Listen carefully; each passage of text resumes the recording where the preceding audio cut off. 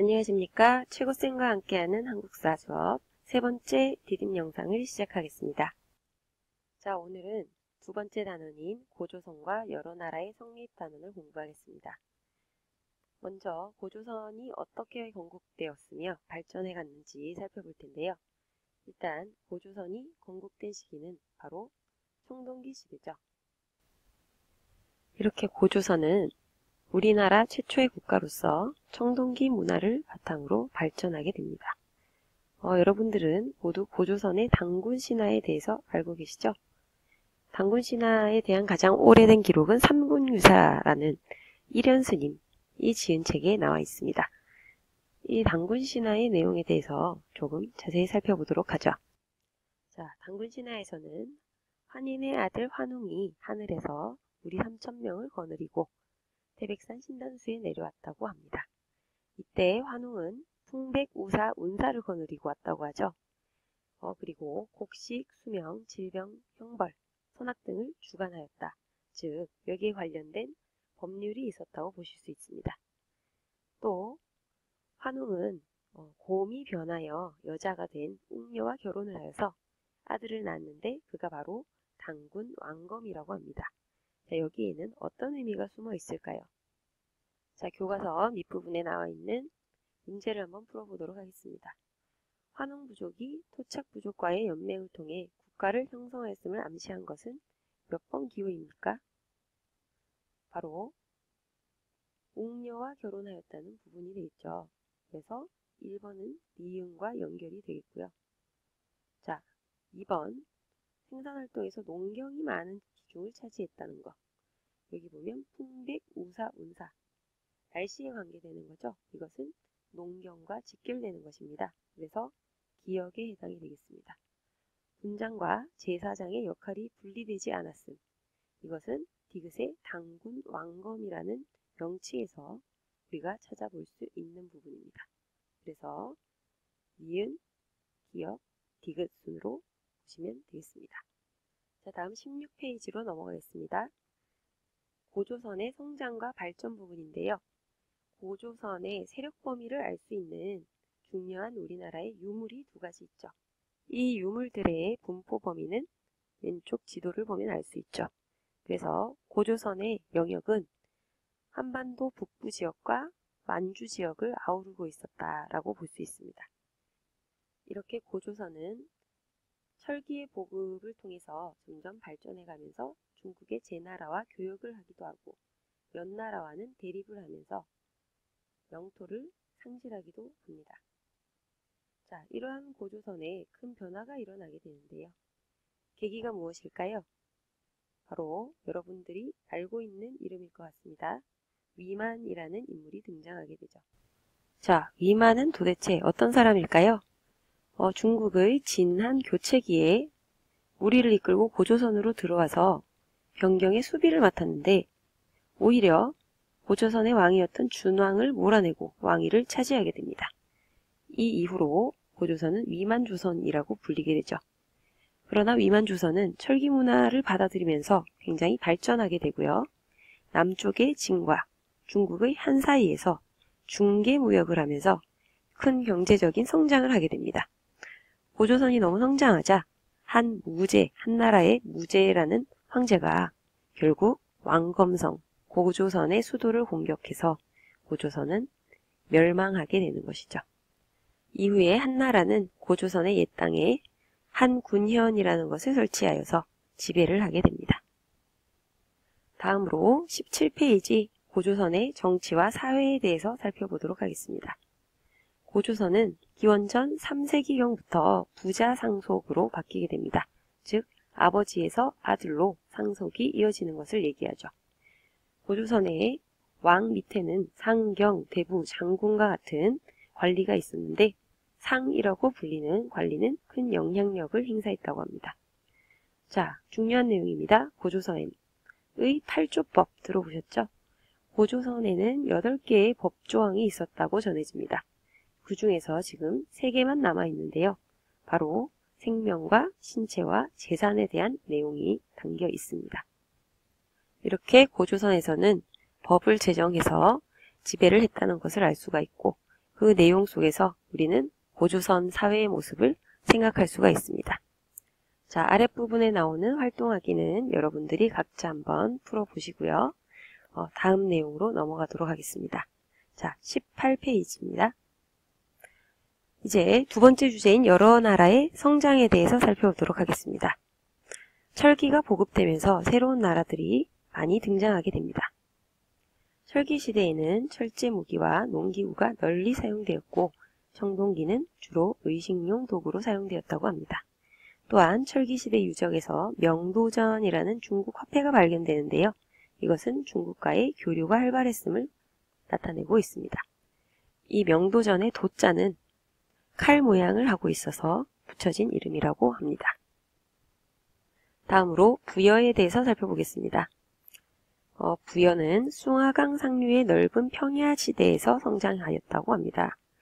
특히 이 지역에서는 농경과 목축이 발달하였다라는 이야기를 하고 있고요.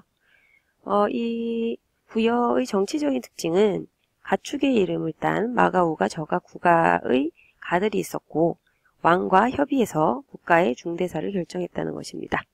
이 여러 가가 부여의 행정구역인 사출도를 다스렸다라고 하고 흉년이 들면 왕에게 책임을 물을 정도로 왕권은 약했다고 볼 수 있겠죠.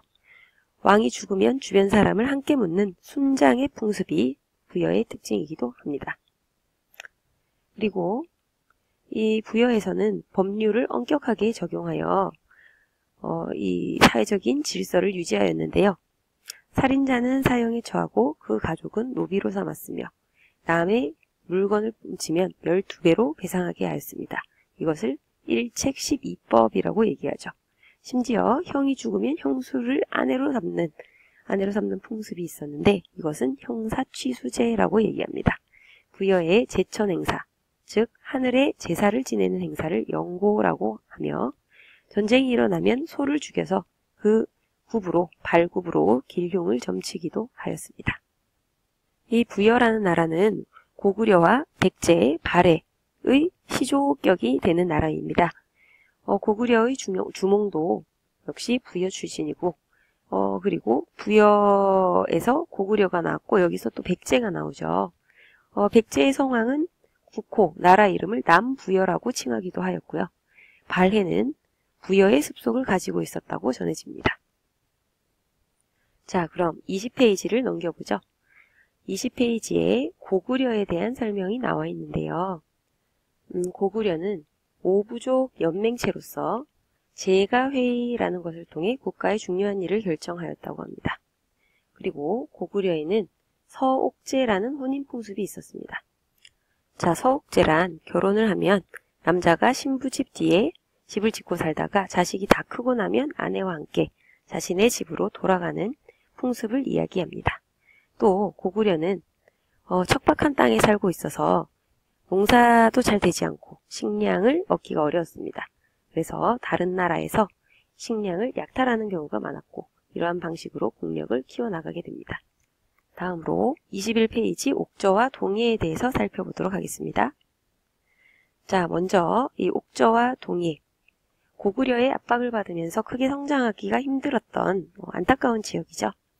바로 옥저 동예에는 읍군 또는 삼로라고 불리는 정치적인 지배자, 군장이 있었다고 합니다. 또 옥저의 혼인풍습, 민며느리제라고 합니다. 이 민며느리제는 며느리가 어릴 때 집에 데리고 와서 남편 집에서 키우는 것을 이야기합니다. 그리고 옥저에는 목곽에다가 사람이 죽은 다음에 뼈만 추려서 이렇게 안치를 하는 풍습이 있었다고 하죠. 이 옥저와 동해 모두 해안을 끼고 있어서 해산물이 풍부하였고 토지가 비옥하여 이러한 특산물을 고구려의 곡물로 바쳤습니다. 자, 동해 역시 토지가 비옥하고 해산물이 풍부했다고 하는데요. 동해의 특산물로는 짧은 활, 당군과 아주 키가 작은 말인 과하마, 그리고 반어피, 바다 표범 가죽이 유명하였다고 합니다. 그리고 무천이라는 제천 행사가 있었죠. 동해는 또 시족사회 풍습이 남아있어 조계혼을 엄격하게 지켰고 음락을 서로, 즉 마을의 경계를 함부로 침범하지 못하게 하는 책화라는 풍습도 있었습니다. 특히 동해의 집터는 한자로 여자형, 철자형을 하고 있어 특징이라고 볼 수 있습니다. 자, 마지막으로 22페이지 삼한에 대해서 살펴보도록 하겠습니다. 자, 삼한은 마한, 변한, 진한의 연맹체로 이루어져 있었는데요. 철기가 발전한 철기 문화가 굉장히 유명했죠. 그 중에서도 변한은 철의 수출로 유명했던 곳입니다. 이 세 연맹체 중에서도 마한, 그 중에서도 목지국이 가장 강성한 힘을 가지고 있었다고 하고 신지읍차라고 불리는 정치적 지배자들이 있었다고 합니다. 자, 그리고 삼한에서 가장 중요한 내용이라고 할 수 있는 청군이라는 제사장에 대해서 살펴봅니다. 청군은 소도라고 불리는 신성한 지역을 다스렸는데요. 이 소도에는 함부로 아무나 들어올 수가 없었습니다. 즉, 죄를 짓고 도망친 사람도 소도에 들어오면 잡을 수 없었다고 할 정도로 정치적 지배자와 구분된 세력을 가지고 있었다는 것이죠. 즉, 정치적 지배자와 종교적 지배자가 분리되어 있었다. 재정 분리 사회의 특징을 삼한이 가지고 있었다고 볼 수 있습니다. 삼한은 남쪽 지역이어서 벼농사가 발달했고 5월과 10월에는 계절제를 지냈다고 합니다. 그리고 변한, 아까 얘기했듯이 질 좋은 철을 생산해서 마한, 낭랑, 외 등의 수출을 하였다고 하죠. 지금 화면에 보이는 것이 변한에서 수출했던 덩이쇠입니다. 이것을 수입해서 본인들이 원하는 모양으로 만들어서 쓸 수 있었다고 합니다. 자, 그러면 23페이지 활동하기 문제를 한번 풀어볼까요?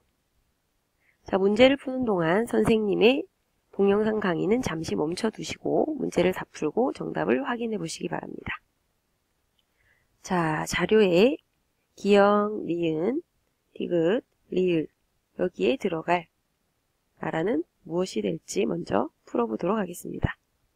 자, 먼저 기역과 연결되는 나라 바로 부여가 되겠죠.